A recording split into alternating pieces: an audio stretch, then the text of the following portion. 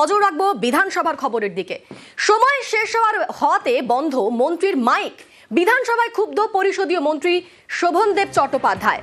বিল নিয়ে আলোচনায় পরিষদীয় মন্ত্রীকে 4 মিনিট সময় পেরোতেই শোভনদেবের মাইক বন্ধ।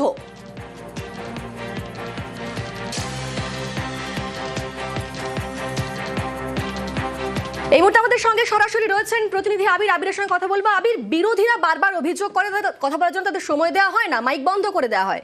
এক্ষেত্রে তো তিনি তো পরিষদীয় মন্ত্রী, তার মাইক বন্ধ করে দেওয়া হলো সময় পেরোনোর জন্য। এই ঘটনা কতটা নজিরবিহীন?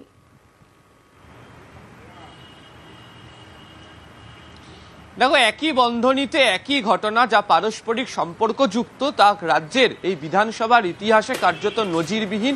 এমনটাই বলছেন দীর্ঘদিন ধরে যারা বিধানসভার অধিবেশন সম্পর্কে অবহিত, যারা দীর্ঘদিনের বিধানসভার সদস্য, তারা মনে করে উঠতে পারছেন না যে কবে রাজ্যের কোনো মন্ত্রী, বিশেষ করে তিনি যদি আবার পরিষদীয় মন্ত্রী হন, তার মাইক বন্ধ করে দেওয়া হচ্ছে।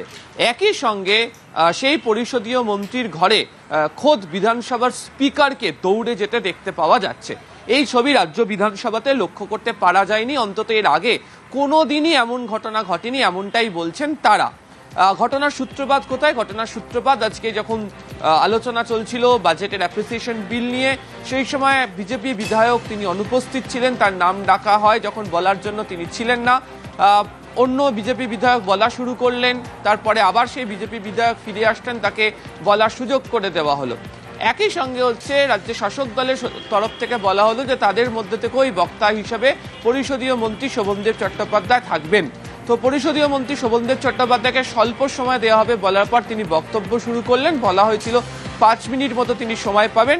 যদিও শোভনদেব চট্টোপাধ্যায়ের বক্তব্য যে তাকে 2 থেকে 2.5 মিনিট বলার পরই তার মাইক বন্ধ হয়ে যায়, এবং তিনি গোটা বিষয়টা নিয়ে একেবারে হতচকিত, হতবাক হয়ে পড়েন, এবং তিনি সঙ্গে সঙ্গে তিনি স্পিকারের দিকে কার্যত চেয়ে তাকান এবং বোঝানোর চেষ্টা করেন যে কেন এরকম ঘটনা ঘটলো।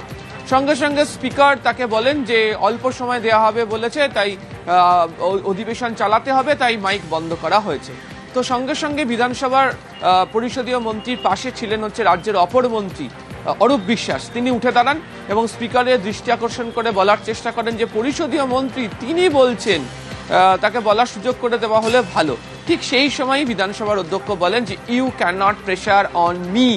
এবং তারপরেও যখন আরও কয়েকজন মন্ত্রিসভার সতীর্থ যারা শোভনদেব চট্টোপাধ্যায়, বিশেষ করে চন্দ্রিমা ভট্টাচার্য, ফিরহাদ হাকিম, তারাও দৃষ্টি আকর্ষণ করেন স্পিকারের, তখন স্পিকার তাকে বলেন যে ঠিক আছে আমি সময় দিচ্ছি। যদিও শোভনদেব চট্টোপাধ্যায় তিনি বসে পড়েন এবং তিনি বলেন যে তিনি আর কিছু বলবেন না। অরূপ বিশ্বাস, চন্দ্রিমা ভট্টাচার্য তারাও প্রত্যেকে বসে পড়েন, এবং সেই সময় শোভনদেব চট্টোপাধ্যায় জানিয়েছেন, তিনি বলেওছেন পরবর্তী সময় সংবাদ মাধ্যমের সামনে, যে তিনি কার্যত কিছুটা অপমানিত বোধ করেছেন। তিনি দীর্ঘদিনের এখানকার বিধায়ক, তিনি এই মুহূর্তে বর্ষিয়ান অন্যতম বিধায়ক, এবং তিনি পরিষদীয় মন্ত্রী, তার সাথে কিভাবে এই ধরনের আচরণ করা হয়। এবং পরবর্তী সময় যখন চন্দ্রিমা ভট্টাচার্য তিনি যখন বিধানসভার অধিবেশন কক্ষের অভ্যন্তরে বক্তব্য রাখেন, তখনও তিনি প্রসঙ্গের অবতারণা করে, যদিও উদ্দেশ্য করে, তিনি স্পিকারকে বলেন যে আপনি সিদ্ধান্ত নেওয়ার ক্ষেত্রে প্রধান কারিগর, আপনার সিদ্ধান্ত সকলকেই মেনে নিতে হবে, কিন্তু বিরোধীদের যেমন সুযোগ দেওয়া হয়, এক্ষেত্রে পরিষদীয় মন্ত্রী যখন বলছিলেন সেই সুযোগ পাওয়া গেলে ভালো হতো। তারপরই দেখতে পাওয়া যায় যে অধিবেশন সেই সময়ের জন্য মুলতুবি হয়, মন্ত্রীরা নিজের ঘরে চলে যান। কার্যবিবরণী কমিটির বৈঠক ছিল, বিয়ে কমিটির বৈঠকে শোভনদেব চট্টোপাধ্যায় যাননি। তখনই দেখতে পাওয়া গেল যে স্পিকার তিনি ঘর থেকে ছুটে আসেন এবং শোভনদেব চট্টোপাধ্যায়ের সঙ্গে তিনি ঘরের মধ্যে কথা বলেন, দিয়ে তিনি নিজের ঘরে ফিরে যান। তার অনেকটা সময় পর শোভনদেব চট্টোপাধ্যায় যান এবং বিয়ে কমিটির বৈঠকে যোগ দেন। ফলে গোটা ঘটনাটি বিধানসভার ইতিহাসে কার্যত নজিরবিহীন, এমনটাই বলছেন দীর্ঘদিনের বিধায়করা, যারা দীর্ঘদিনের বিধানসভার পরিচালনা সম্পর্কে সংযুক্ত, তারাও একই কথা বলছেন যে এমন ছবি দেখতে পাওয়া যায়নি যে পরিষদীয় মন্ত্রী মাইক বন্ধ এবং স্পিকার ছুটে যাচ্ছেন বিধানসভার অভ্যন্তরে কোনো মন্ত্রীর ঘরে। বেশ, আর এই পুরো ঘটনার পর শোভনদেব তিনি কি বললেন শোনাবো। বলতেও দিলেন, বলতে দেওয়ার পরে 2-3 মিনিটে, 4 মিনিটও হয়নি, হট করে গ্রিন হাউসে জ্বালিয়ে দিলেন। উনি একটু তো ধৈর্য নিয়ে কাজ করতে পারতেন, এবং এই কথাবার্তাগুলো কোনো বলছিলেন, সেই কথাবার্তাগুলো কোনোটাই আমার কাছে খুব ভালো লাগেনি। এই আমার ক্ষোভই হয়েছিল, সত্যি সত্যি ক্ষোভ হয়েছিল যে এইভাবে কথা বলবেন কেন উনি। উনি যেন স্পিকার, আমিও তো পরিষদীয় মন্ত্রী, সেইটুকু আমাকে সম্মান দেবেন।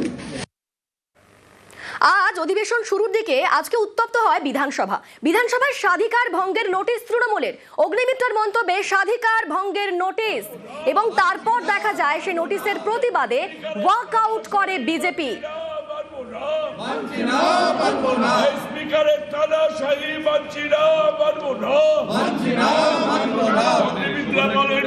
আমাদের সঙ্গে সরাসরি রয়েছেন প্রতিনিধি আবিরের সঙ্গে কথা বলবো। আবির, ঠিক কি ঘটলো? বিজেপিরা ওয়াকআউট করলেন, ঠিক কি অভিযোগ করলেন তারা? দেখো, গতকাল থেকেই অগ্নিমিত্রা পালের মন্তব্যকে ঘিরে বিধানসভা শোরগোল পড়ে যায় এবং তা নিয়ে জোরদার রাজনৈতিক তরজা এবং আলোচনাও চলছে। আজকে রাজ্যের শাসক দলের বিধায়করা তারা একটি স্বাধিকার ভঙ্গের নোটিশ আনেন। সেই নোটিশ পাঠ করার অনুমতিও দেওয়া হয় এবং যখন নোটিশ পাঠ করার অনুমতি দেওয়া হচ্ছে তখন বিজেপি বিধায়কদের বক্তব্য, গতকাল তো এই প্রসঙ্গটি থেমে গিয়েছে, স্পিকার সতর্ক করে দিয়েছেন, তাহলে আজকে কেন? এক্ষেত্রে বিরোধীদেরকে বারবার ধরে হেনস্থা করা হচ্ছে, অভিযোগ তুলে তারা সরব হন এবং নিজেদের আসন ছেড়ে উঠে তারা প্রতিবাদ জানাতে শুরু করেন। যদিও বিধানসভার অধ্যক্ষ বলেন যে তার হাতে তো গোটা বিষয়টি রয়েছে, তিনি তো শুনছেন, তারা অযথা না বুঝে কেন চিৎকার চেঁচামেচি করছেন। তার আগেই দেখতে পাওয়া যায় যে বিধানসভার এই বিজেপি বিধায়করা তারা ওয়াকআউট করে বেরিয়ে যান। তারা প্রতিবাদ জানাতে পরবর্তী সময় বিধানসভার অধ্যক্ষ তিনি বলেন যে তিনি এই বিষয় নিয়ে পরবর্তী সময় তার সিদ্ধান্ত জানাবেন।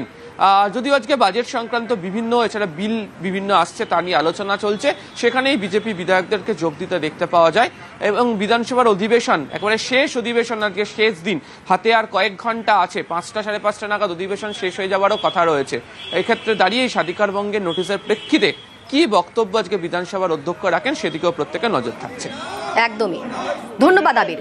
তবে এবার বলি, ঠিক কি হয়েছিল গতকাল? সংখ্যালঘু উন্নয়ন ইস্যুতে গতকাল উত্তপ্ত হয় বিধানসভা। সংখ্যালঘুদের ক্রিমিনাল তৈরির অভিযোগ করেন অগ্নিমিত্রা। বিধানসভায় অগ্নিমিত্রা ফিরহাদ তুমুল তর্কাতর্কিও হয়। সংখ্যালঘুরা ক্রিমিনাল নয় বলে পাল্টা তোপ ফিরহাদের। আমি যে কথাগুলো আজকে বলেছি সেটা আমি উইথড্র করব না। সংখ্যালঘু এবং মাদ্রাসার দপ্তরে আপনারা প্রচুর টাকার বরাদ্দ দিয়েছেন, এটা কি শিক্ষার জন্য দেওয়া হচ্ছে নাকি অনুপ্রবেশকারীদের একটা আড়াল করে মদত করার বন্দোবস্ত করা হচ্ছে? আপনারা ভোট ব্যাংকের জন্য, নিজস্ব পলিটিক্যাল এজেন্ডার জন্য সংখ্যালঘু ভাই বোনকে মডার্ন এডুকেশন দিচ্ছেন না, তাদের হাতে বন্দুক দিচ্ছেন, তাদেরকে ক্রিমিনাল তৈরি করছেন। এটা তো আমি কোনো ভুল বলিনি। আপনার সাহস থাকে ফিরহাদ হাকিম মহাশয়, আমি সংবাদ মাধ্যমে আপনাকে চ্যালেঞ্জ দিচ্ছি, এই 15 বছর পশ্চিমবঙ্গের মাদ্রাসায় কত ডাক্তার ইঞ্জিনিয়ার বেরিয়েছে তার তালিকা দিন, আর কতজন আপনার সম্প্রদায় থেকে কতজনকে আমরা ক্রিমিনাল বাপ্পি বানিয়েছেন আপনার সরকার, তার একটা তালিকা দিন। দুধ কা দুধ পানি কা পানি হয়ে যাবে। অগ্নিমিত্রার বক্তব্য ঘিরে রাজনীতির চর্চা।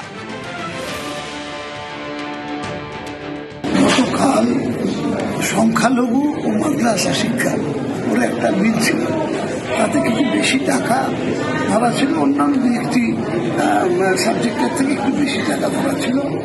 এইটাকে কটাক্ষ করতে গিয়ে উনি একটা খুব অত্যন্ত নিম্নমানের একটি কথা ব্যবহার করলেন, শব্দ ব্যবহার করলেন। এই সভাতে অন্তর্পক্ষে একগাদা মুসলিম বিধায়ক আছে, সেইখানে ধরে এই ধরনের একটা অশালীন কথাবার্তা বলা বিধানসভার অভ্যন্তরে এরকম মানে হাউসের প্রত্যেকটি সদস্যকে অপমান করেছে, অসম্মান করেছে। সেই জন্য তার বিরুদ্ধে আমরা আজকে প্রিভিলেজ মোশন আনলাম।